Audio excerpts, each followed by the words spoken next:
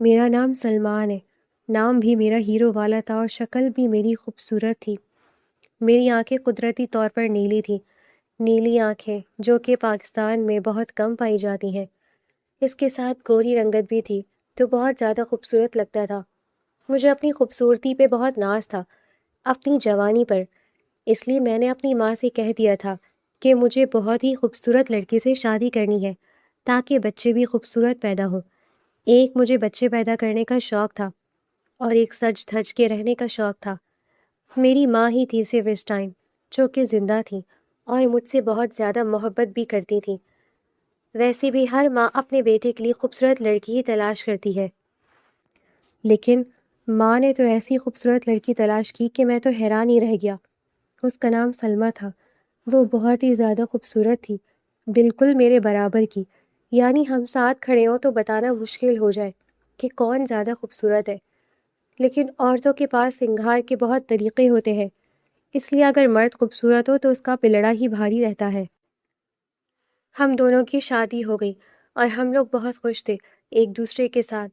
شادی کے شروع میں ویسے بھی بہت ہی دلچسپی، محبت، نیاپن سب کچھ ہوتا ہے، لیکن 3 مہینے گزرے تو میری ماں نے بھی پوچھا اور میرے دل میں بھی بات آئی کہ ابھی تک سلمیٰ کے یہاں اولاد کیوں نہیں ہوئی، کیونکہ آج کل تو لڑکیاں شادی کے پہلے ہی سال میں خوشخبری سنا دیتی ہیں، بلکہ پہلے ہی مہینے میں شادی کی سالگرہ ہوتے تک تو بچہ 1.5 یا 2 مہینے کا بھی ہو چکا ہوتا ہے۔ میرے ایک تایا ابو تھے جو مجھے کہتے تھے کہ تو بڑا خوبصورت ہے، ڈھیر سارے بچے پیدا کرنا تاکہ معاشرے میں خوبصورتی بڑھے۔ میرے دل میں وہ بات بچپن سے بیٹھ گئی تھی، اس لیے مجھے بھی بہت سارے بچے پیدا کرنے تھے۔ یعنی ہاں تو ایک بچہ ہی پیدا نہیں ہو رہا تھا، کرتے کراتے سال گزر گیا۔ اب مجھے میری بیوی کی خوبصورتی سے زیادہ اس بات کی فکر رہتی تھی کہ بچہ کیوں پیدا نہیں ہو رہا، اور میں ایسے باتیں بھی سنا دیا کرتا تھا۔ میری ماں بھی کچھ نہ کچھ بول دیتی تھی۔ ڈاکٹر کے پاس لے گئے تو ڈاکٹر نے کہا کہ کوئی مسئلہ نہیں ہے، قدرتی دیر ہو رہی ہے، آپ لوگ انتظار کریں، کبھی کبھی سب کچھ ٹھیک ہوتا ہے، پھر بھی دیر ہو جاتی ہے۔ میں حیران ہوا کہ یہ کیا بات ہے۔ دوسری ڈاکٹر کے پاس لے گیا، اس نے بھی یہی کہا۔ اسی طرح ڈاکٹر کے پاس چکر لگتے رہے۔ ایک ڈاکٹر نے کہہ دیا کہ تھوڑا سا مسئلہ ہے آپ کی بیوی کے اندر۔ اب اس کا مطلب کوئی اتنا بڑا مسئلہ نہیں تھا، لیکن مجھے ایک جواز مل گیا اور میں نے اپنی بیوی کو طعنے دینے شروع کر دیے کہ تم بانجھ ہو، تمہارے اندر مسئلہ ہے۔ میں تو بالکل ٹھیک ہوں، میں کیسے خراب ہو سکتا ہوں؟ میں تو مرد ہوں، میں تو خوبصورت ہوں، میں جوان ہوں، میں تو کسرت کرتا ہوں، تم پورا دن گھر میں پڑی رہتی ہو۔ وہ جتنی خوبصورت تھی اتنی ہی اخلاق بھی تھی، اس لیے ابھی تک اس نے مجھے کوئی الٹا جواب نہیں دیا تھا۔ وہ میری باتیں سنتی رہتی تھی، زیادہ سے زیادہ رو پڑتی تھی۔ مجھے اب اپنی بیوی کا رونا بھی عجیب لگنے لگا تھا، کیونکہ میں اپنے ذہن میں یہ بات بٹھا چکا تھا کہ مسئلہ اسی میں ہے، اور جب انسان اپنے آپ کو کسی بات میں سچا سمجھ لے تو پھر سامنے والے کی خاموشی بھی اسے اپنی فتح محسوس ہونے لگتی ہے۔ میں سلمیٰ کے چہرے کو دیکھتا اور سوچتا کہ اتنی خوبصورت عورت اگر میرے بچوں کی ماں بن جائے تو میری زندگی کتنی مکمل ہو جائے گی، مگر اب مجھے اس کی خوبصورتی میں بھی وہ کشش محسوس نہیں ہوتی تھی جو شادی کے شروع میں محسوس ہوتی تھی۔ میری سوچ صرف ایک ہی نقطے کے گرد گھومتی تھی کہ میرے گھر میں بچے کیوں نہیں ہیں اور اس کا ذمہ دار کون ہے۔ سلمیٰ اکثر صبح میرے لیے ناشتہ تیار کرتی اور میرے کپڑے نکال کر رکھتی، پھر گھر کے دوسرے کاموں میں مصروف ہو جاتی، مگر میرے اندر اس کے لیے نرمی کم ہوتی جا رہی تھی۔ ایک دن اس نے میرے سامنے بہت احتیاط سے کہا کہ شاید ہمیں کچھ عرصہ مزید صبر کرنا چاہیے، اور ڈاکٹر نے بھی یہی کہا ہے کہ زیادہ پریشانی نہ کریں۔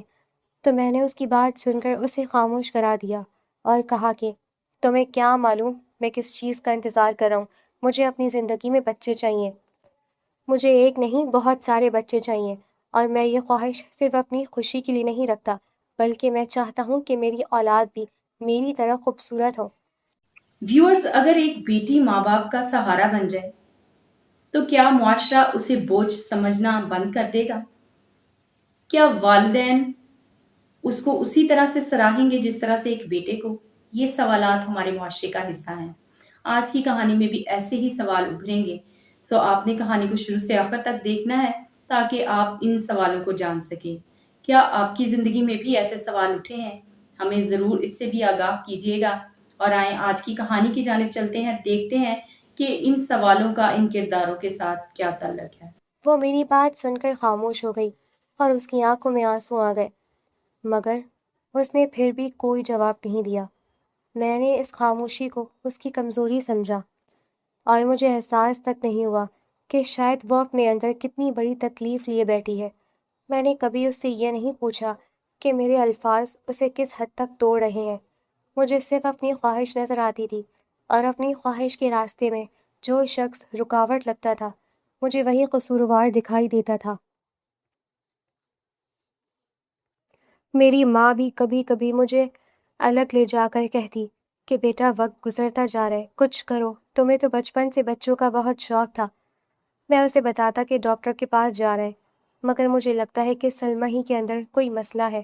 ماں بھی میری بات سن کر یہی سمجھتی تھی کہ شاید بہو کی وجہ سے دیر ہو رہی ہے، اور اس طرح میرے گھر میں ایک ایسی سوچ پیدا ہو گئی جس میں سلمیٰ اکیلی کھڑی رہ گئی تھی۔ میں اور میری ماں ایک طرف تھے اور وہ دوسری طرف۔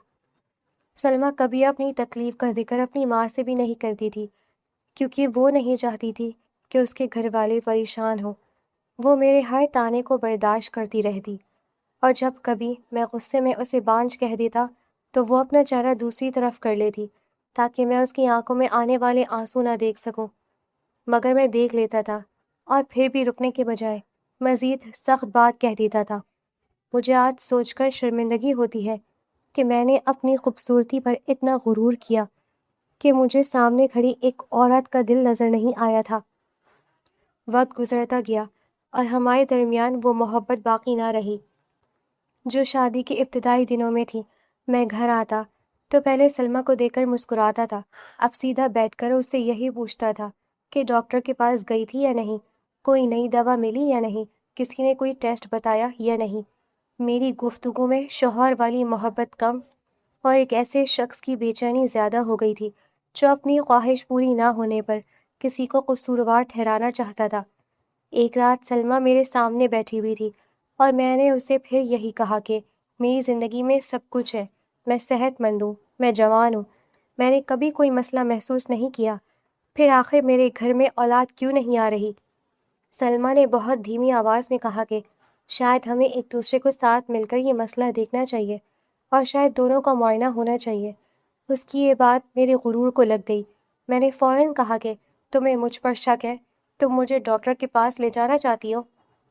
وہ گھبرا گئی اور بولی کہ میں ایسا نہیں کہہ رہی، میں صرف یہ کہہ رہی ہوں کہ ڈاکٹر نے دونوں کو دیکھنے کا کہا ہے۔ مگر میں نے اس کی پوری بات سنے بغیر اسے پھر قصوروار بنا دیا۔ اس رات وہ کافی دیر تک روتی رہی اور میں دوسری طرف منہ کر کے لیٹا رہا۔ مجھے اس وقت اس کی آنسوؤں کی آواز سنائی دے رہی تھی، مگر میرے اندر اتنا غرور تھا کہ میں نے پلٹ کر اسے تسلی نہیں دی۔ مجھے یقین تھا کہ میں درست ہوں اور وہ غلط ہے۔ مجھے یہ بھی یقین تھا کہ میری جوانی، میری صحت اور میری خوبصورتی اس بات کا ثبوت ہے کہ مجھ میں کوئی کمی نہیں ہو سکتی۔ لیکن زندگی ہمیشہ انسان کے یقین کے مطابق نہیں چلتی، اور کبھی کبھی ایک چھوٹا سا لمحہ پورے غرور کو توڑنے کے لیے کافی ہوتا ہے۔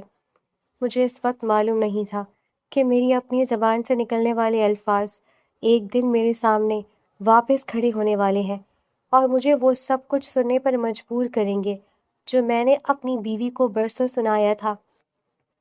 میری ماں اب اکثر مجھے یہی سمجھاتی تھی کہ میرا بیٹا اتنا خوبصورت ہے، اسے لڑکیوں کی کوئی کمی نہیں ہے، نہ جانے یہ بانجھ عورت تمہیں کہاں سے مل گئی ہے، یہ تمہاری زندگی کے 4-5 سال برباد کر دے گی، پھر پتہ چلے گا کہ یہ کبھی ماں ہی نہیں بن سکتی۔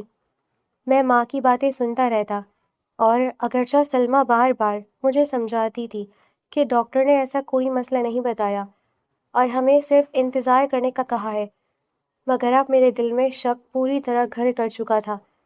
میں ہر بات کو اسی نظر سے دیکھنے لگا، اور مجھے لگتا تھا کہ میری زندگی میں اولاد نہ ہونے کی وجہ صرف سلمیٰ ہے۔ سلمیٰ کئی مرتبہ میرے پاس بیٹھ کر بہت نرمی سے کہتی کہ آپ اتنا پریشان نہ ہوا کریں، سب کچھ ٹھیک ہو جائے گا، مگر میں اس کی بات کو تسلی سمجھ کر نظر انداز کر دیتا تھا۔ مجھے اب اس کے الفاظ میں امید نہیں، بلکہ بہانے دکھائی دیتے تھے، حالانکہ وہ خود بھی اسی انتظار میں تھی اور شاید مجھ سے زیادہ اس خواہش کو اپنے دل میں لیے بیٹھی تھی، مگر میں نے کبھی اس کی کیفیت سمجھنے کی کوشش نہیں کی۔ انہی دنوں میری نوکری چلی گئی، مگر عجیب بات یہ تھی کہ مجھے اس بات کی زیادہ پریشانی نہیں ہوئی، کیونکہ اس سے پہلے بھی میں 1-2 مرتبہ نوکری بدل چکا تھا اور مجھے اپنی شخصیت پر بہت اعتماد تھا۔ مجھے لگتا تھا کہ میری شکل و صورت اور پرسنالٹی ایسی ہے کہ کوئی بھی ادارہ مجھے دیکھ کر ملازمت دینے پر تیار ہو جائے گا۔ میں سمجھتا تھا کہ دفتر میں خوبصورت اور پراعتماد لوگ اچھے لگتے ہیں، اور اسی وجہ سے مجھے یقین تھا کہ چند دنوں میں کوئی نہ کوئی اچھی نوکری مل جائے گی۔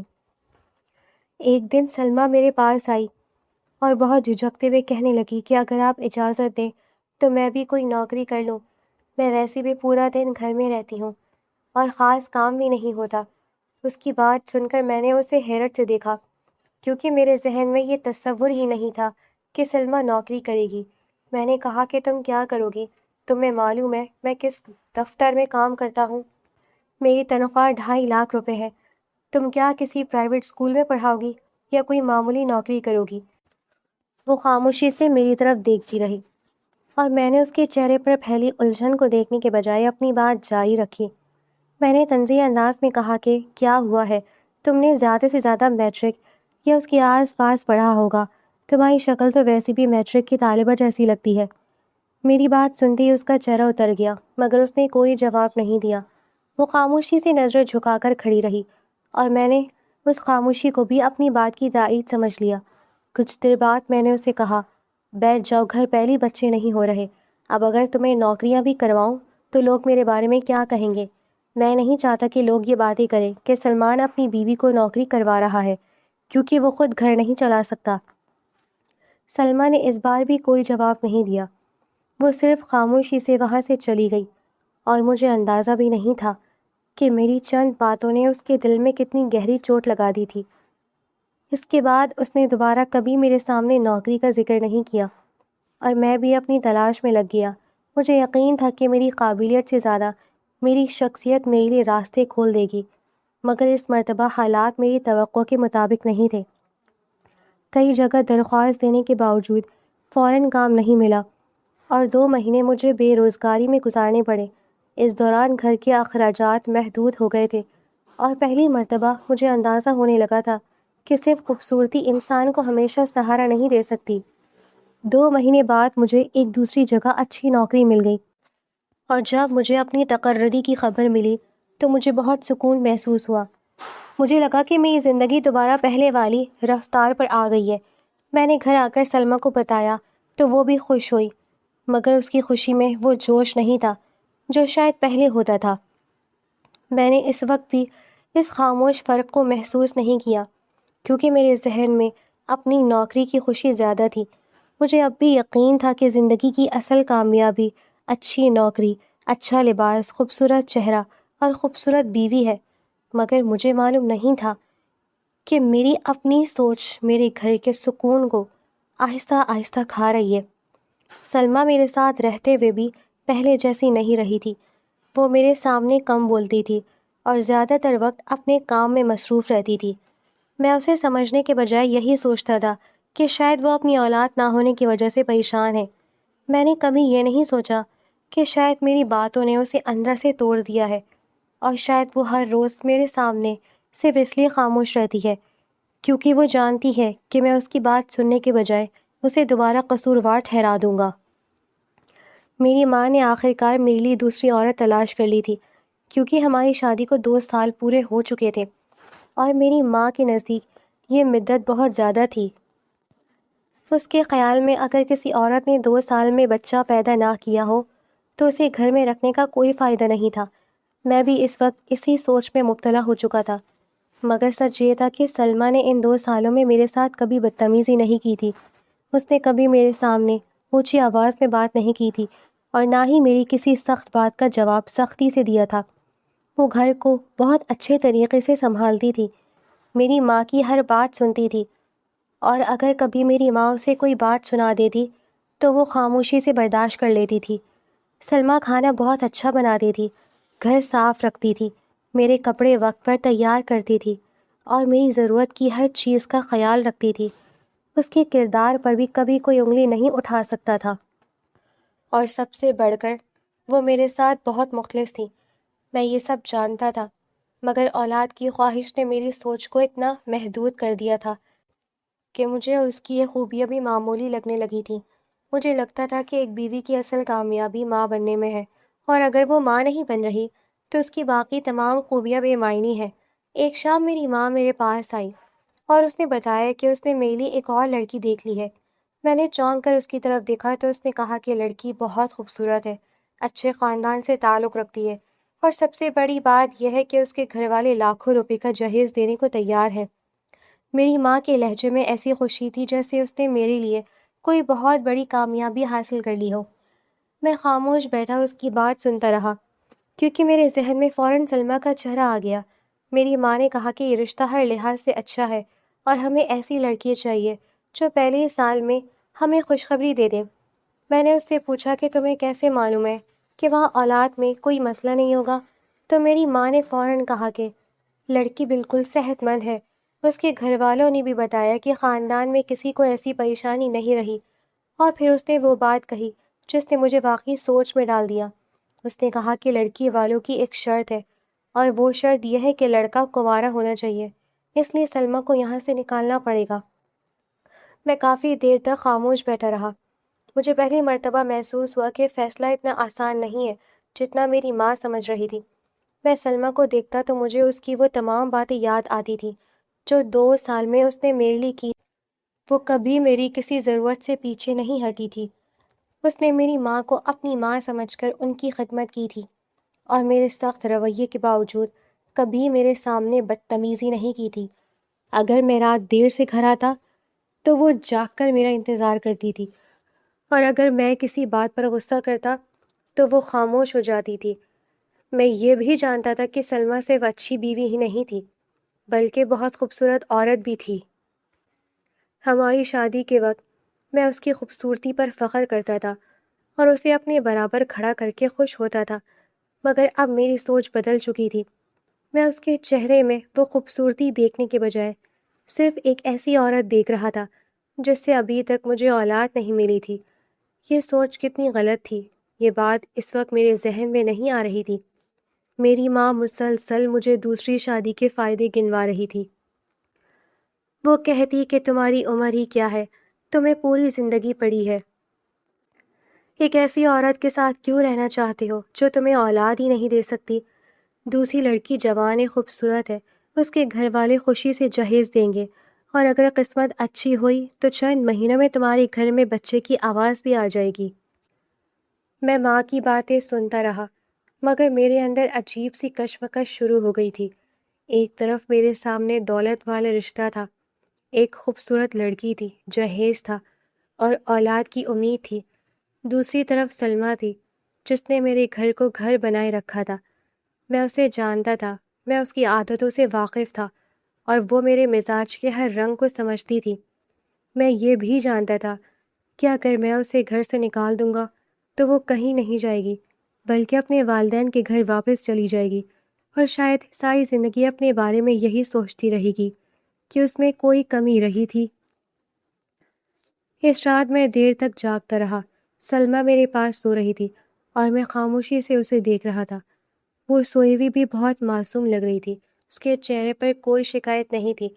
شاید اسے ابھی تک اندازہ نہیں تھا کہ میرے گھر میں اس کے خلاف ایک ایسا فیصلہ تیار ہو رہا ہے۔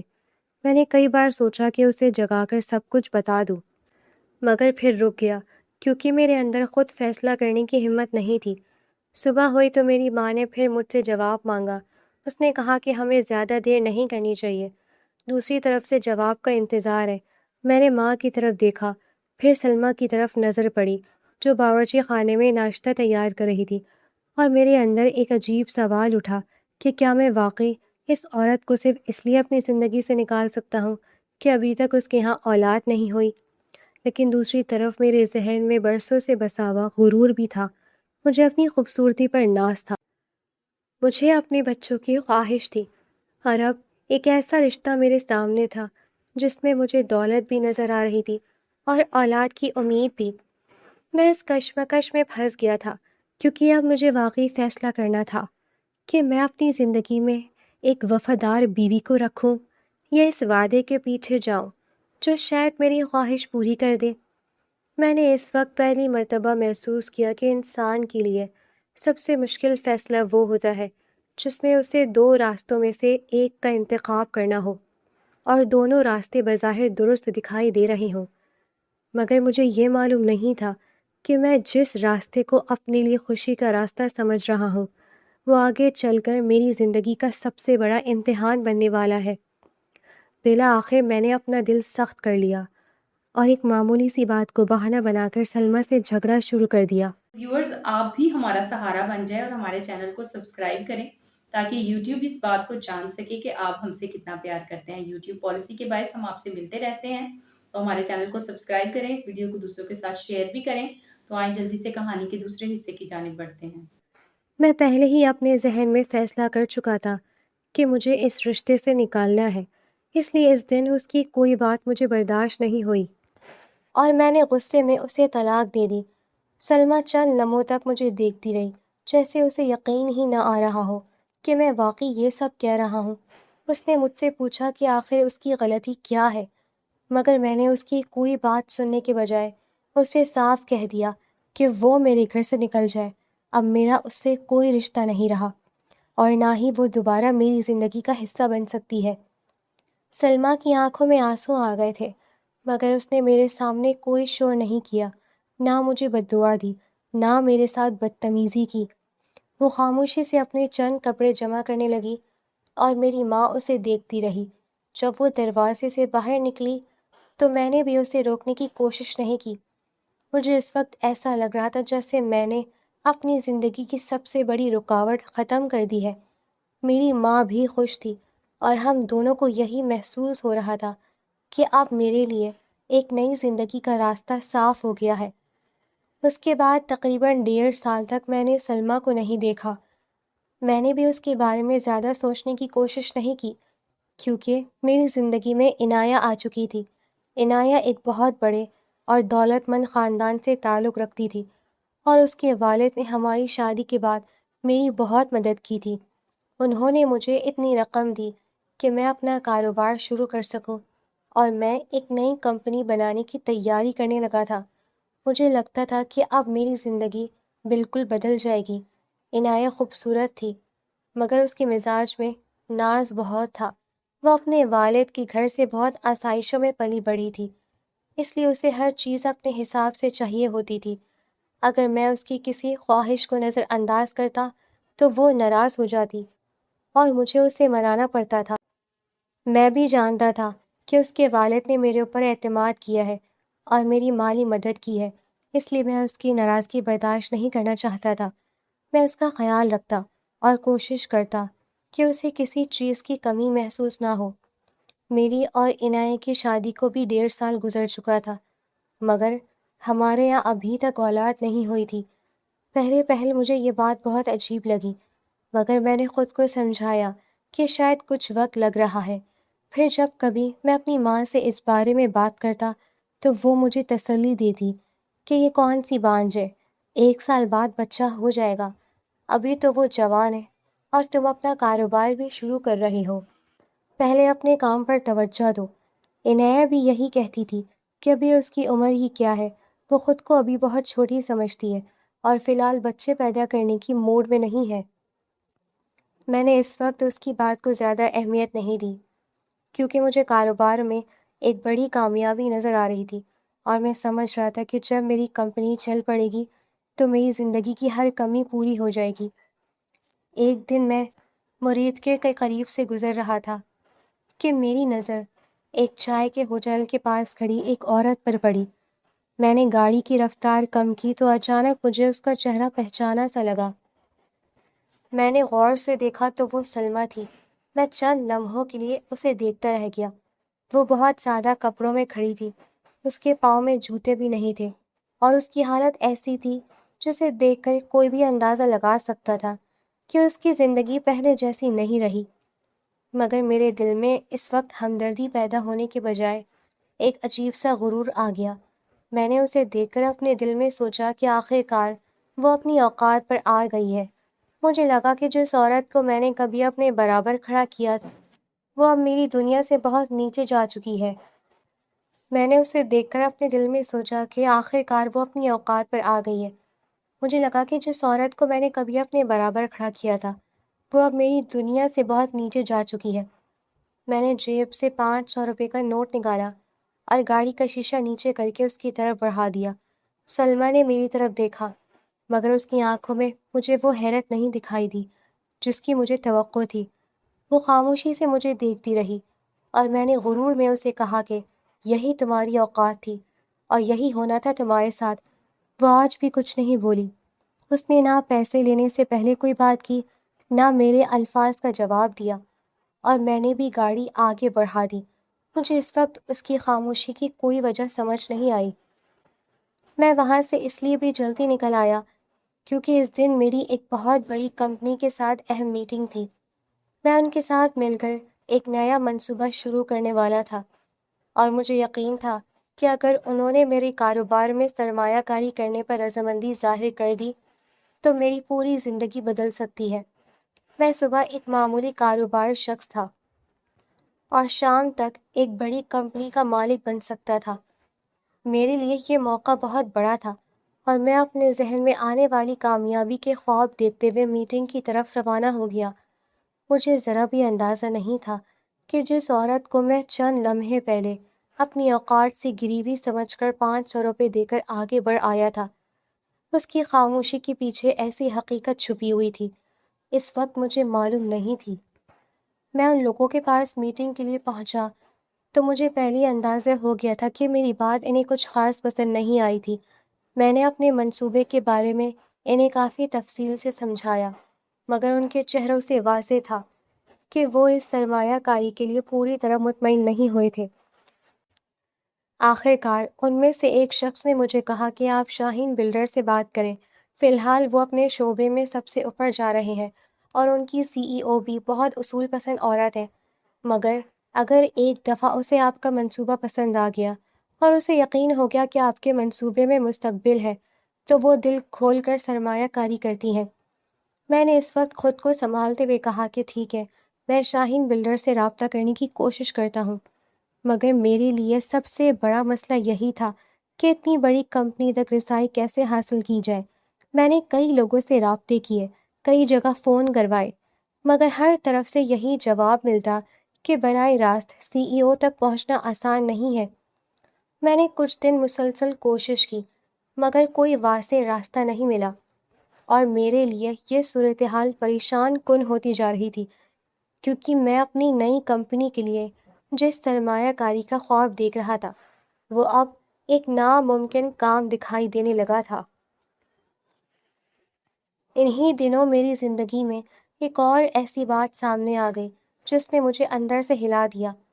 مجھے معلوم ہوا کہ عنایہ کا کسی دوسرے شخص کے ساتھ تعلق ہے۔ پہلے تو مجھے یقین ہی نہیں آیا کیونکہ میرے ذہن میں یہ تصور تھا کہ میری بیوی میری طرف دیکھ کر مطمئن ہوگی اور میری موجودگی میں اسے کسی دوسرے شخص کی ضرورت نہیں ہوگی۔ جب مجھے یقین ہوا تو میرے اندر غصہ بھر گیا۔ مجھے ایسا محسوس ہوا جیسے کسی نے مجھے مسترد کر دیا ہو۔ مجھے اپنی خوبصورتی پر ہمیشہ ناز رہا تھا اور مجھے یہ بات برداشت نہیں ہو رہی تھی کہ جس عورت کا شوہر میں ہوں وہ کسی اور مرد کے ساتھ تعلق رکھتی ہے۔ میں نے عنایہ سے اس بارے میں بات کی تو اس نے میری توقع کے برخلاف کوئی شرمندگی ظاہر نہیں کی۔ وہ بہت پرسکون انداز میں میری طرف دیکھتے ہوئے کہنے لگی کہ دیکھو، ہم اوپن ریلیشن شپ میں رہتے ہیں۔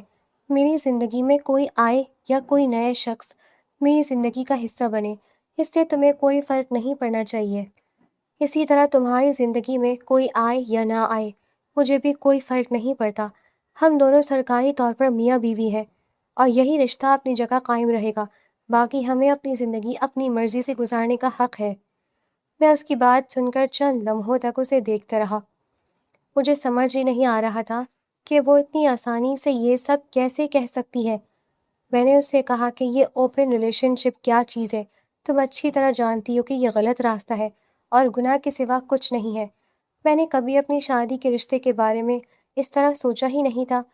میرے لیے شوہر اور بیوی کا تعلق ایک مقدس ذمہ داری تھی، اور مجھے اس بات پر یقین تھا کہ جب دو لوگ شادی کرتے ہیں تو پھر انہیں ایک دوسرے کے ساتھ وفادار رہنا چاہیے۔ عنایہ نے میری بات سن کر مجھے عجیب نظروں سے دیکھا، پھر اس نے ایسی بات کہی جس نے مجھے فوراً خاموش کر دیا۔ اس نے کہا کہ تم نے بھی تو مجھ سے جھوٹ بولا تھا۔ مجھے جب معلوم ہوا کہ تمہاری پہلے شادی ہو چکی تھی اور تمہاری ایک بیوی بھی تھی، تو میں نے تم سے اس بارے میں آگے سوال نہیں کیا تھا۔ میں حیرت سے اسے دیکھتا رہ گیا، کیونکہ مجھے یقین ہی نہیں تھا کہ اسے میری پہلی شادی کے بارے میں معلوم ہو چکا ہے۔ میں نے کبھی اسے خود یہ بات نہیں بتائی تھی، اور ہمیشہ یہی سمجھا تھا کہ یہ راز میرے اور سلمیٰ کے درمیان دفن ہو چکا ہے۔ میں نے اس سے پوچھا کہ تمہیں یہ بات کیسے معلوم ہوئی، تو وہ بولی کہ یہ بات مجھے کہیں نہ کہیں سے معلوم ہو گئی تھی، مگر میں نے تم سے بحث نہیں کی، کیونکہ میں نے سوچا کہ جب تم نے خود نہیں بتایا تو شاید تمہیں اس بات کا ذکر کرنا ضروری نہیں لگا، مگر اب تم میرے کردار پر سوال اٹھا رہی ہو، جبکہ تم نے خود میرے ساتھ اپنی زندگی کی سب سے اہم حقیقت چھپائی تھی۔ اس کی بات سن کر میرے پاس کوئی جواب نہیں تھا۔ میں واقعی اس کے سامنے ایسے کھڑا تھا جیسے مجرم میں ہوں، اور وہ مجھ سے جواب مانگنے کے بجائے میرے سامنے میرے ماضی کا حساب رکھ رہی تھی۔ میں نے اسے سمجھانے کی کوشش کی کہ میری پہلی شادی ختم ہو چکی ہے اور سلمیٰ اب میری زندگی کا حصہ نہیں ہے، مگر عنایہ نے کہا کہ بات صرف سلمیٰ کی نہیں ہے، بات یہ ہے کہ تم نے مجھ سے سچ نہیں بولا، تم نے مجھے اپنی زندگی کا ایک ایسا حصہ نہیں بتایا جس کے بارے میں مجھے حق تھا کہ میں جانتی۔ پھر وہ بولی کہ اب اگر تم میری زندگی کے بارے میں سوال کرو گے تو میں بھی تم سے یہی کہوں گی کہ تم نے بھی تو اپنی حقیقت مجھ سے چھپائی تھی۔ میں خاموش ہو گیا، کیونکہ پہلی مرتبہ مجھے احساس ہوا کہ جس بنیاد پر میں اپنی دوسری شادی کو درست سمجھتا رہا تھا، اس میں خود ایک بڑا جھوٹ شامل تھا۔ میں نے سلمیٰ کو طلاق دے کر عنایہ سے شادی کی تھی، مگر عنایہ کے سامنے اپنی پہلی شادی کی حقیقت چھپا لی تھی۔ میں نے اس وقت اپنی حرکت کو صرف اس لیے اہم نہیں سمجھا تھا کیونکہ مجھے لگتا تھا کہ میرا ماضی ختم ہو چکا ہے، مگر اب وہی ماضی میرے سامنے کھڑا تھا۔ عنایہ نے مجھے کہا کہ میں تمہیں چھوڑ نہیں رہی اور نہ ہی تمہیں مجبور کر رہی ہوں کہ تم میرے معاملات میں مداخلت کرو، تم بھی اپنی زندگی جیو اور مجھے بھی اپنی زندگی جینے دو۔ ہم سرکاری طور پر میاں بیوی ہیں اور یہ رشتہ قائم رہے گا۔ میں اس کی باتیں سنتا رہا اور میرے اندر عجیب گھٹن پیدا ہوتی گئی، کیونکہ میں ایک ایسے رشتے میں پھنس چکا تھا جس میں نہ وہ وفاداری تھی جس کا میں دعویٰ کرتا تھا، اور نہ وہ سکون تھا جس کی مجھے خواہش تھی۔ میری پریشانی صرف یہ نہیں تھی کہ عنایہ کسی اور کے ساتھ تعلق میں تھی، اصل مسئلہ یہ تھا کہ میں اس سے طلاق بھی نہیں لے سکتا تھا، کیونکہ میں نے اس کے والد سے کاروبار کے لیے قرض لیا ہوا تھا، اور اگر میں عنایہ کو طلاق دیتا تو مجھے ڈر تھا کہ اس کے گھر والے میرے خلاف قانونی کارروائی کر دیں گے اور مجھ سے وہ رقم واپس مانگیں گے جو اس وقت میرے پاس موجود نہیں تھی۔ میری کمپنی ابھی اپنی ابتدائی مرحلے میں تھی، اور شاہین بلڈرز کی سرمایہ کاری کے بغیر میرے لیے اتنی بڑی رقم واپس کرنا تقریباً ناممکن تھا۔ میں روز دفتر جاتا، مگر میرے ذہن میں کاروبار سے زیادہ گھر کے حالات گھومتے رہتے تھے۔ میں نے کبھی یہ سوچا بھی نہیں تھا کہ جس زندگی کو میں اپنی کامیابی سمجھ رہا تھا، وہ مجھے اس مقام پر لے آئے گی جہاں میں اپنی بیوی کے ساتھ رہتے ہوئے بھی خود کو تنہا محسوس کروں گا۔ میں ایک طرف کاروبار بچانے کی کوشش کر رہا تھا اور دوسری طرف اپنے گھر کا ٹوٹا ہوا سکون دیکھ رہا تھا۔ سب سے زیادہ عجیب بات یہ تھی کہ میری زندگی میں اولاد کا مسئلہ بھی وہیں کھڑا تھا۔ عنایہ میرے ساتھ 1.5 سال سے تھی، مگر اس نے بھی بچے کی خواہش ظاہر نہیں کی تھی۔ وہ صاف کہتی تھی کہ ابھی وہ بچے پیدا کرنے کے لیے تیار نہیں ہے، اور مجھے اپنی پہلی شادی کے دن یاد آنے لگتے تھے جب میں سلمیٰ کو اسی بات پر طعنے دیتا تھا۔ میں اس وقت اسے بانجھ کہتا تھا، اور آج میری دوسری بیوی میرے سامنے کھڑی تھی جس کے ساتھ بھی اولاد نہیں تھی، مگر میں اسے اسی طرح الزام نہیں دے سکتا تھا کیونکہ وہ میرے ساتھ ایک مختلف طریقے سے زندگی گزار رہی تھی۔ میں رات کو اکیلا بیٹھ کر سوچتا کہ میں نے سلمیٰ کے ساتھ کیا کیا تھا۔ میں نے اسے صرف اس شک کی بنیاد پر اپنی زندگی سے نکال دیا تھا کہ شاید وہ ماں نہیں بن سکتی، اور آج میں خود ایک ایسے رشتے میں کھڑا تھا جہاں نہ اولاد تھی، نہ مکمل وفاداری تھی، نہ سکون تھا۔ پھر بھی میرے اندر کا غرور مجھے یہ ماننے نہیں دیتا تھا کہ شاید غلطی میری تھی۔ اسی دوران شاہین بلڈر سے میٹنگ کا راستہ بھی میرے لیے بند ہی دکھائی دے رہا تھا۔ میں جتنی کوشش کرتا اتنی ہی رکاوٹیں سامنے آتی، اور مجھے یہ بھی معلوم نہیں تھا کہ جس کمپنی کے دروازے تک پہنچنے کے لیے میں اتنا بے چین ہوں، اس کی سی ای او میرے ماضی سے کس طرح جڑی ہوئی ہے۔ میں صرف اتنا جانتا تھا کہ اگر مجھے سرمایہ کاری مل گئی تو میں اپنے کاروبار کو بچا سکتا ہوں، اور اگر نہ ملی تو عنایت کے والد کا قرض میری گردن پر مزید بھاری ہو جائے گا۔ میں اپنی زندگی کے اس مقام پر پہنچ چکا تھا جہاں میرے پاس بظاہر سب کچھ تھا، خوبصورتی تھی، کاروبار تھا، دولت والے خاندان سے تعلق رکھنے والی بیوی تھی، مگر اندر سے میں مسلسل خوف میں جی رہا تھا۔ مجھے پہلی مرتبہ محسوس ہونے لگا تھا کہ انسان دوسروں کو اپنی زندگی سے نکال کر ہمیشہ آگے نہیں بڑھ سکتا، کیونکہ کچھ فیصلے وقت گزرنے کے بعد واپس آتے ہیں، اور پھر انسان کو اپنے ہی کیے ہوئے فیصلوں کے سامنے کھڑا ہونا پڑتا ہے۔ ان سارے برے حالات میں مجھے آخر کار یہ خبر ملی کہ شاہین بلڈرز کے ساتھ میری میٹنگ فکس ہو گئی ہے۔ ان کی سی ای او نے میرے منصوبے کو کنسیڈر کیا تھا، اور اب وہ خود مجھ سے ڈسکشن کرنا چاہتی تھی۔ یہ خبر سنتے ہی مجھے تھوڑی خوشی محسوس ہوئی، کیونکہ کئی دنوں سے میں اسی کوشش میں تھا کہ کسی طرح ان لوگوں تک رسائی حاصل ہو جائے۔ میں نے فوراً فیصلہ کیا کہ مقررہ وقت پر خود جاؤں گا، اور اس موقع کو کسی صورت ضائع نہیں ہونے دوں گا۔ میٹنگ کی تیاری کرتے ہوئے میرے ذہن میں اچانک یہ خیال آیا کہ اگر عنایہ نے اب تک میرے بچے کو جنم دے دیا ہوتا تو شاید آج میرا بچہ میرے سامنے چل رہا ہوتا۔ مجھے یہ خیال بھی آیا کہ عنایہ میرے ساتھ اپنے رشتے کو سنجیدگی سے لیتی ہی نہیں تھی، تو پھر اولاد کے بارے میں سوچنا بھی میرے لیے مشکل تھا۔ میں نے کبھی تصور کیا تھا کہ میری زندگی میں کئی بچے ہوں گے، مگر اب میں بچوں کو دیکھتا تو میرے دل میں ایک عجیب سی حسرت پیدا ہوتی تھی۔ مجھے بچے ہمیشہ سے بہت پسند تھے، اور انسان کے لیے اپنی اولاد کی محبت کا اندازہ شاید تب ہوتا ہے جب وہ اس نعمت سے محروم ہو جائے۔ اپنی اولاد جیسی بھی ہو، انسان کے دل کے بہت قریب ہوتی ہے۔ میں انہی خیالوں میں شاہین بلڈرز کے دفتر پہنچا۔ وہاں کا ماحول میرے انداز سے کہیں زیادہ شاندار تھا۔ میں نے استقبالیہ پر اپنا نام بتایا تو عملے نے تصدیق کرنے کے بعد مجھے کچھ دیر انتظار کرنے کے لیے کہا۔ میں بیٹھ کر اپنے کاغذات دیکھتا رہا۔ پھر ایک ملازم نے آ کر کہا، کیا آپ اس طرف جا سکتے ہیں؟ سی ای او کا دفتر سامنے ہی ہے۔ میں نے اپنے کاغذات سنبھالے اور اس کے بتائے ہوئے راستے پر چل پڑا۔ میں ابھی چند قدم ہی آگے بڑھا تھا کہ اچانک ایک چھوٹا سا بچہ بھاگتا ہوا آیا اور مجھ سے ٹکرا گیا۔ میں نے فوراً نیچے دیکھا تو وہ تقریباً 3.5 سال کا بچہ تھا۔ میں نے اسے سنبھالنے کے لیے ہاتھ آگے بڑھایا، مگر اگلے ہی لمحے میری نظر اس کی آنکھوں پر پڑی اور میں وہیں رک گیا۔ اس بچے کی آنکھیں بالکل میری جیسی تھیں۔ وہ عام نیلی آنکھیں نہیں تھیں، بلکہ بہت تیز نیلے رنگ کی آنکھیں تھیں، جنہیں دیکھتے ہی مجھے اپنا چہرہ یاد آ گیا۔ میں نے اس کے چہرے کو غور سے دیکھا تو اس کے نقوش میں بھی مجھے اپنی جھلک محسوس ہوئی۔ میری سانس جیسے ایک لمحے کے لیے رک گئی۔ میں نے کبھی نہیں سوچا کہ کسی اجنبی بچے کو دیکھ کر مجھے اپنے آپ سے اتنی مشابہت محسوس ہوگی۔ میں ابھی اسی حیرت میں تھا کہ بچے نے میری طرف دیکھا اور بہت معصوم آواز میں ایک لفظ کہا، بابا۔ میرے قدم وہیں جم گئے۔ میں نے حیرت سے بچے کو دیکھا۔ میرے ذہن میں ایک ساتھ کئی سوال آئے کہ اس نے مجھے بابا کیوں کہا، وہ مجھے جانتا کیسے ہے، اور میں نے اسے پہلے کبھی دیکھا کیوں نہیں تھا۔ مگر اس سے پہلے کہ میں کچھ سمجھ پاتا، میری نظر سامنے شیشے کے دروازے کی طرف گئی۔ گلاس ڈور کے پیچھے ایک عورت اپنی میز پر بیٹھی ہوئی تھی، اور میں نے اسے دیکھتے ہی جیسے اپنے ماضی کو اپنے سامنے کھڑا دیکھ لیا۔ وہ عورت کوئی اور نہیں بلکہ سلمیٰ تھی۔ میرا دل زور زور سے دھڑکنے لگا۔ میں نے آنکھیں پھاڑ کر اسے دوبارہ دیکھا، مگر وہ سلمیٰ ہی تھی، وہی چہرہ جسے میں نے 1.5 سال پہلے اپنے گھر سے نکال دیا تھا، وہی عورت جسے میں نے اپنی زندگی سے ختم سمجھ لیا تھا، مگر آج وہ ایک بڑے دفتر کے اندر ایک اعلیٰ عہدے پر بیٹھی ہوئی تھی۔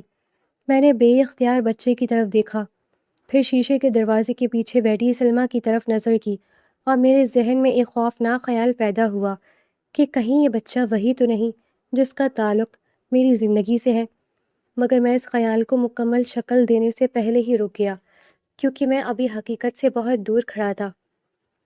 اسی لمحے ایک ورکر تیزی سے وہاں آئی اور بچے کو دیکھتے ہی پریشان ہو گئی۔ اس نے مجھ سے معذرت کرتے ہوئے کہا کہ سوری سر، یہ بچہ اچانک بھاگ کر یہاں آ گیا تھا، ہم اسے دیکھ رہے تھے، مگر یہ ہاتھ چھڑا کر نکل آیا۔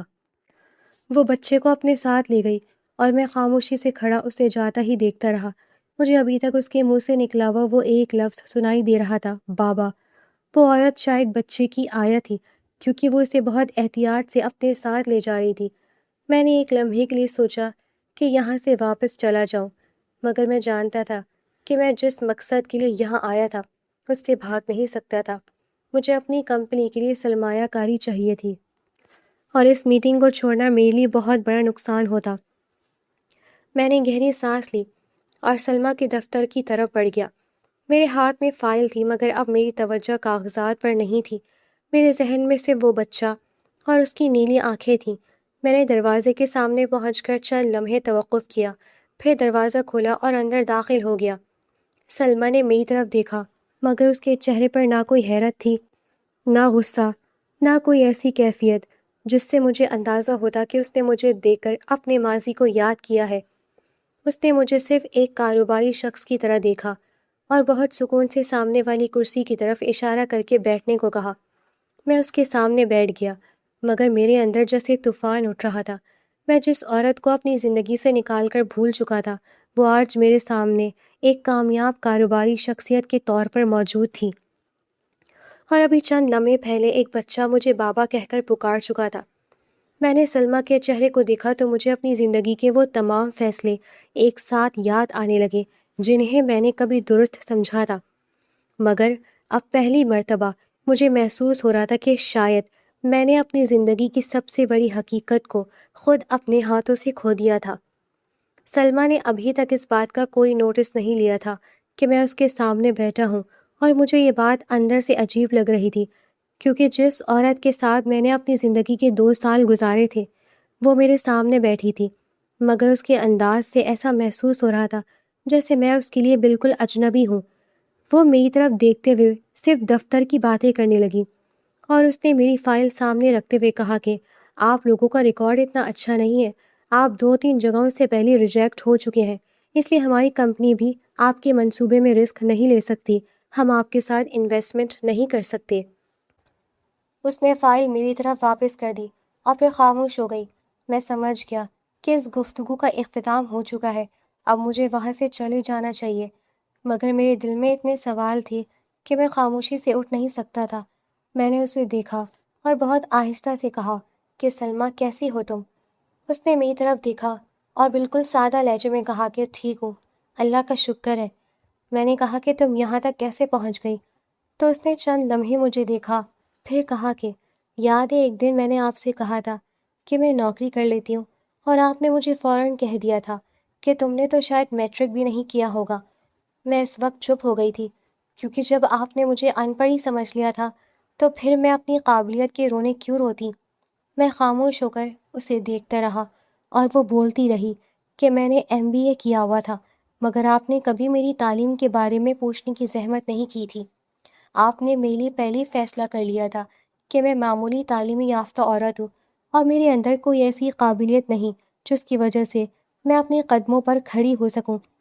اس نے کہا کہ جب آپ نے مجھے طلاق دے کر گھر سے نکال دیا تو میں کسی پر بوجھ نہیں بننا چاہتی تھی۔ میں اپنے والدین کے گھر واپس گئی، مگر میں نے اپنی زندگی کو ختم سمجھنے کے بجائے اسے دوبارہ شروع کرنے کا فیصلہ کیا۔ میں نے نوکری کی تلاش شروع کی، مجھے بہت مشکلات آئیں، مگر کچھ اچھے لوگ مل گئے جنہوں نے میری صلاحیت کو دیکھا اور مجھے آگے بڑھنے کا موقع دیا۔ پھر میں نے اپنی محنت جاری رکھی اور آہستہ آہستہ یہاں تک پہنچ گئی۔ وہ چند لمحوں کے لیے خاموش ہوئی، پھر بہت سکون سے بولی، بس یوں سمجھیں کہ قسمت نے میرا ہاتھ پکڑ لیا۔ جب قسمت کسی کا ہاتھ پکڑ لے تو پھر راستے خود بنتے چلے جاتے ہیں۔ اس کی بات سن کر مجھے عجیب سا احساس ہوا، کیونکہ مجھے ہمیشہ لگتا تھا کہ قسمت میرے ساتھ ہے۔ میں اپنی خوبصورتی کو اپنی طاقت سمجھتا تھا، مجھے یقین تھا کہ مجھے جہاں جاؤں گا کامیابی ملے گی، مگر حقیقت یہ تھی کہ پچھلے کئی سالوں میں مجھے جگہ جگہ سے ریجیکشن ملی تھی، اور آج وہ عورت جسے میں نے کم سمجھا تھا ایک بڑی کمپنی کی سربراہ بن کر میرے سامنے بیٹھی تھی۔ میں نے کچھ لمحے خاموش رہنے کے بعد اس بچے کا ذکر کیا جو باہر مجھ سے ٹکرایا تھا۔ میں نے سلمیٰ سے پوچھا کہ وہ بچہ تمہارا ہے؟ اس نے کہا کہ ہاں، وہ میرا بیٹا ہے۔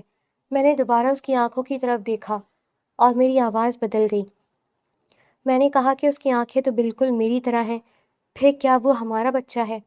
سلمیٰ نے اس بار میری طرف سیدھا دیکھ کر کہا کہ ہاں، وہ آپ کا اور میرا بیٹا ہے۔ میرے جسم میں جیسے جان ہی نہیں رہی تھی۔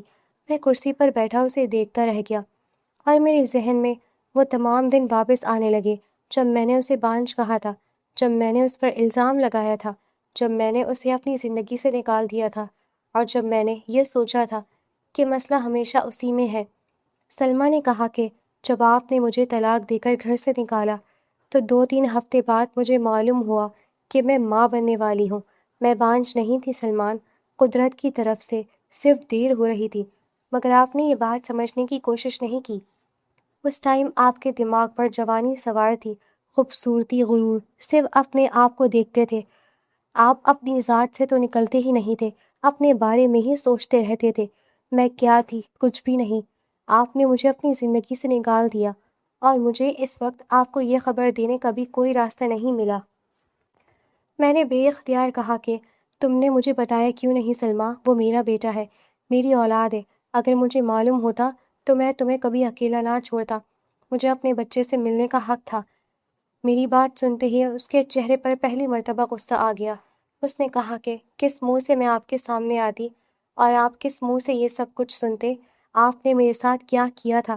آپ نے مجھے سب کے سامنے ذلیل کیا، آپ نے مجھے بانجھ کہا، آپ نے میرے کردار پر تو کبھی سوال نہیں کیا، مگر میری سب سے بڑی خواہش کو میری سب سے بڑی خامی بنا دیا۔ پھر آپ نے مجھے طلاق دے کر گھر سے بھی نکال دیا۔ وہ بولتی گئی اور میں خاموش بیٹھا سنتا رہا، کیونکہ اس کے ہر لفظ کے سامنے میرے پاس کوئی جواب نہیں تھا۔ اس نے کہا کہ اس سب کے بعد میں اپنی اولاد پر آپ کا سایہ بھی نہیں پڑنے دیتی، مگر خرم آپ کا بیٹا ہے، اس حقیقت سے میں اسے محروم نہیں کروں گی۔ میں نے اسے آپ کی تصویر دکھائی ہے، اسے معلوم ہے کہ اس کے والد کون ہیں۔ اگر آپ کبھی کبھی اس سے ملنے آئیں گے تو میں آپ کو ملنے دوں گی، مگر آپ میری اور خرم کی زندگی کا حصہ نہیں بن سکتے، آپ کبھی بھی۔ یہ بات یاد رکھیے گا۔ میں نے اسے بہت سمجھانے کی کوشش کی، مگر اس نے صاف کہہ دیا کہ وہ میرے ساتھ مزید کوئی بات نہیں کرنا چاہتی۔ اس کے لیے ہماری گفتگو ختم ہو چکی تھی۔ میں مجبور ہو کر اپنی فائل اٹھا کر کھڑا ہوا اور اس دفتر سے باہر نکل آیا، مگر اب میرے ہاتھ میں موجود فائل کی کوئی اہمیت نہیں تھی۔ میرے ذہن میں صرف ایک ہی بات تھی کہ میرا ایک بیٹا ہے، اور میں نے اس کی زندگی کے پہلے 3.5 سال کھو دیے ہیں۔ میں واپس گھر پہنچا تو میری ماں نے مجھے دیکھتے ہی بتایا کہ عنایت کسی لڑکی کے ساتھ گھر سے چلی گئی ہے۔ میں چند لمحوں تک اسے دیکھتا رہا، اور مجھے لگا جیسے میری زندگی میں جو کچھ باقی تھا وہ بھی میرے ہاتھ سے نکل گیا ہے۔ مگر اس مرتبہ مجھے غصہ عنایت پر کم اور اپنے آپ پر زیادہ آ رہا تھا، کیونکہ میں نے جس زندگی کو کامیابی سمجھ کر اختیار کیا تھا وہ میرے سامنے بکھر چکی تھی۔ اس دن پہلی مرتبہ میں نے اپنے آپ سے تسلیم کیا کہ غلطی میری تھی۔ میں نے سلمیٰ کو صرف اس لیے چھوڑا تھا کیونکہ مجھے اپنی خواہش کے راستے میں وہ رکاوٹ دکھائی دی تھی۔ میں نے اس کی قابلیت نہیں دیکھی، میں نے اس کے کردار کی قدر نہیں کی، میں نے اس کی وفاداری کو اہمیت نہیں دی، اور سب سے بڑھ کر میں نے خود کو ہمیشہ درست سمجھا۔ میں نے عنایت کے والد سے جتنا قرض لیا تھا اسے واپس کرنے کا فیصلہ کیا۔ میں نے اپنی باقی ماندہ چیزیں فروخت کیں، اپنی کمپنی بیچی اور ایک ایک رقم واپس کر دی۔ میرے پاس کاروبار بھی نہیں رہا اور وہ زندگی بھی نہیں رہی جس پر مجھے کبھی ناز تھا، مگر میں نے اس قرض کو اپنے اوپر باقی نہیں رہنے دیا۔ عنایت کو بھی میں نے اپنی زندگی سے نکال دیا، کیونکہ میں ایسے رشتے کے ساتھ مزید نہیں رہ سکتا تھا جس میں میری وفاداری اور اعتماد باقی نہیں رہا تھا۔ اس کے بعد میں نے دوبارہ نوکری شروع کر دی۔ اب میری زندگی سادہ ہو چکی تھی۔ میں صبح کام پر جاتا اور شام کو واپس آ جاتا۔ میرے پاس نہ بڑی کمپنی تھی، نہ دولت کی وہ چمک جسے میں اپنی کامیابی سمجھتا تھا۔ کبھی میں آئینے کے سامنے کھڑا ہو کر خود کو دیکھتا تو وہی نیلی آنکھیں مجھے نظر آتی، وہی چہرہ تھا، وہی جوانی تھی، مگر میرے اندر کا غرور کہیں ختم ہو چکا تھا۔ میں اپنے آپ کو دنیا کا سب سے خوبصورت اور کامیاب مرد سمجھتا تھا، مگر آخر کار میری زندگی میں ایک بھی عورت ایسی نہیں رہی تھی جسے میں اپنے ساتھ رکھ پاتا، اور میری سب سے بڑی دولت جسے میں نے کبھی پہچانا ہی نہیں تھا وہ میری اپنی اولاد تھی، جس سے ملنے کے لیے اب مجھے اپنی سابقہ بیوی کے دروازے پر اجازت مانگنی پڑتی تھی۔ میں اب اپنے بیٹے خرم سے ملنے کے لیے جاتا ہوں اور سلمیٰ مجھے کبھی منع نہیں کرتی۔ جب میں اپنے بیٹے کو پہلی مرتبہ گلے لگاتا ہوں تو میرے اندر ایک عجیب سی خوشی پیدا ہوتی ہے جسے لفظوں میں بیان کرنا میرے لیے ممکن نہیں ہوتا۔ میں اسے اپنے سینے سے لگاتا ہوں تو مجھے محسوس ہوتا ہے جیسے میری زندگی کا وہ حصہ جو مجھ سے چھن گیا تھا کچھ دیر کے لیے واپس میرے پاس آ گیا ہو۔ میں جب بھی خرم سے ملنے جاتا ہوں اس کے لیے کوئی نہ کوئی تحفہ ضرور لے کر جاتا ہوں۔ کبھی اس کے لیے کھلونا ہوتا ہے، کبھی کپڑے ہوتے ہیں، اور کبھی اس کی پسند کی کوئی چیز ہوتی ہے، مگر خرم کے لیے ان چیزوں سے زیادہ اہم شاید یہ ہوتا ہے کہ میں اس کے پاس بیٹھوں اور اس کے ساتھ وقت گزاروں۔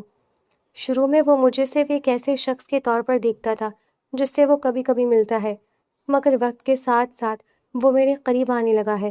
اب وہ مجھے دیکھ کر خوش ہوتا ہے، میرے پاس آ کر بیٹھتا ہے اور کبھی کبھی میری انگلی پکڑ کر مجھے اپنے کھیل دکھاتا ہے۔ اس کے ساتھ گزارا ہوا ہر لمحہ مجھے اپنی پچھلی زندگی کی غلطیوں کا احساس دلاتا ہے، کیونکہ میں جانتا ہوں کہ اگر میں نے سلمیٰ کے ساتھ ناانصافی نہ کی ہوتی تو شاید آج میں اپنے بیٹے کے ہر دن کا حصہ ہوتا، اس کی پہلی مسکراہٹ دیکھتا، اس کے پہلے قدم دیکھتا اور اس کے بچپن کی وہ تمام یادیں اپنے اندر محفوظ کرتا جو اب میرے پاس نہیں ہیں۔ ایک دن میں نے سلمیٰ سے کہا کہ ہم کوئی راستہ نکال سکتے ہیں، شاید ہم دوبارہ ایک ساتھ زندگی شروع کر سکیں۔ میں نے اسے یقین دلانے کی کوشش کی کہ میں پہلے جیسا نہیں رہا، میں اپنی غلطیوں کو سمجھ چکا ہوں اور اب مجھے معلوم ہوئے کہ میں نے اس کے ساتھ کتنی زیادتی کی تھی۔ مگر سلمیٰ نے بہت سکون سے میری بات سنی اور کہا کہ وہ میری زندگی میں واپس نہیں آنا چاہتی۔ اس نے کہا کہ جس جگہ وہ آج ہے وہاں وہ خوش ہے اور اسے اپنی زندگی میں کسی تبدیلی کی ضرورت محسوس نہیں ہوتی۔ میں نے اس سے یہ بھی کہا کہ اگر وہ چاہے تو ہم اپنے بیٹے کے لیے دوبارہ گھر بسا سکتے ہیں، مگر اس نے صاف کہہ دیا کہ خرم کے لیے ایک باپ کا موجود ہونا ضروری ہے، مگر اس کے لیے یہ ضروری نہیں کہ میں دوبارہ اس کا شوہر بن جاؤں۔ اس نے کہا کہ وہ میرے ساتھ دشمنی نہیں رکھتی اور نہ ہی خرم کو مجھ سے دور کرنا چاہتی ہے، مگر وہ اپنی ماضی کی طرف واپس نہیں جانا چاہتی۔ سلمیٰ نے دوسری شادی بھی نہیں کی تھی، مگر اس کے باوجود وہ میرے پاس واپس آنے کے لیے تیار نہیں تھی۔ اس نے اپنی زندگی اپنے طریقے سے بنا لی تھی اور اب وہ کسی کے سہارے کی محتاج نہیں تھی۔ مجھے اس کی یہ بات سن کر دکھ ضرور ہوا، مگر میں جانتا تھا کہ اس بار مجھے اس کے فیصلے کا احترام کرنا ہوگا، کیونکہ ایک وقت میں فیصلہ کرنے کا اختیار صرف میرے ہاتھ میں تھا اور میں نے اس اختیار سے اس کی زندگی توڑ دی تھی۔ اب اسے اپنی زندگی کے بارے میں فیصلہ کرنے کا پورا حق تھا۔ میں نے بھی اب دوبارہ شادی کا ارادہ نہیں کیا۔ مجھے محسوس ہوتا تھا کہ میری زندگی میں جس محبت اور رشتے کی ضرورت تھی وہ میرے پاس کبھی موجود تھی، مگر میں نے اسے اپنی غلط سوچ اور اپنے غرور کی وجہ سے کھو دیا۔ اب میں اپنی زندگی کو کسی نئی شادی سے بھرنے کی کوشش نہیں کرنا چاہتا۔ میری توجہ صرف اپنے کام اور اپنے بیٹے خرم پر ہے۔ میری زندگی اب بہت زیادہ ہے۔ میں اپنی نوکری کرتا ہوں، اپنے اخراجات پورے کرتا ہوں اور جب موقع ملتا ہے اپنے بیٹے سے ملنے چلا جاتا ہوں۔ میں خرم کے لیے کچھ لے کر جاتا ہوں، اس کے ساتھ بیٹھتا ہوں، اسے گلے لگاتا ہوں اور اس کی چھوٹی چھوٹی باتیں سنتا ہوں۔ جب میں واپس آنے لگتا ہوں تو دل بھاری ہو جاتا ہے، مگر مجھے یہ تسلی ہوتی ہے کہ میں کم از کم اب اس کی زندگی سے مکمل طور پر غائب نہیں ہوں۔ کبھی کبھی میں خرم کو کھیلتے ہوئے دیکھتا ہوں تو مجھے اپنی وہی نیلی آنکھیں اس کے چہرے میں نظر آتی ہیں اور مجھے یاد آتا ہے کہ کبھی میں اپنی خوبصورتی پر کتنا غرور کرتا تھا۔ مجھے لگتا تھا کہ یہی چیز میری سب سے بڑی طاقت ہے، مگر زندگی نے مجھے سمجھا دیا کہ انسان کی اصل قدر اس کے چہرے سے نہیں بلکہ اس کے کردار اور اپنے رشتوں کے ساتھ وفاداری سے ہوتی ہے۔ اب میری زندگی میں سب کچھ پہلے جیسا نہیں رہا، مگر جب میں اپنے بیٹے کو گلے لگاتا ہوں تو میرے دل کو وہ سکون ملتا ہے جو مجھے کبھی دولت میں نہیں ملا، جو مجھے اپنی خوبصورتی میں نہیں ملا، اور جو مجھے اپنی بڑی کمپنی کے خوابوں میں بھی نہیں ملا۔ اپنی اولاد سے ملنے کا وہ ایک لمحہ ہی اب میری زندگی کا سب سے قیمتی لمحہ ہوتا ہے، اور میں اسی ایک لمحے کی خوشی اپنے ساتھ لے کر واپس آ جاتا ہوں۔ میری ماں کہتی ہے کہ میرا بیٹا بڑا خوبصورت ہے، اس لیے اس کو نظر لگ گئی ہے، اس کی زندگی برباد ہو گئی ہے، لیکن میں جانتا ہوں کہ میری زندگی میری اپنی حرکتوں اور میرے فیصلوں کی وجہ سے برباد ہوئی ہے۔ ویورز کیسی لگی آپ کو آج کی کہانی؟ مجھے پتا ہے آپ کو بہت پسند آئی، کیونکہ یہ کردار ہی ایسا ہے، بیٹی بات ہی ایسی ہے، اور جہاں بیٹیوں کو سراہے جانے کی بات آ جائے تو ساری بیٹیاں اٹھ کھڑی ہوتی ہیں۔ کیا آپ کے ساتھ ایسا کبھی ہوا ہے کہ آپ کو سراہا گیا یا نہیں سراہا گیا؟ آپ بھی اپنے والدین کی سپورٹ بنی ہیں؟ ہمیں کامنٹس باکس میں ضرور بتائیے گا، اور اس ویڈیو کو دوسروں کے ساتھ بھی شیئر کریں اگر آپ کو ناول پسند آیا ہے، اور یقیناً آپ کو پسند آیا ہے۔ بہت جلد ہی ایسی منفرد اور اچھی کہانیوں کے ساتھ حاضر ہوں گے، لیکن ہمارے چینل کو سبسکرائب کر لیں۔ دوبارہ سے حاضر ہوں گے، تب تک کے لیے اللہ حافظ۔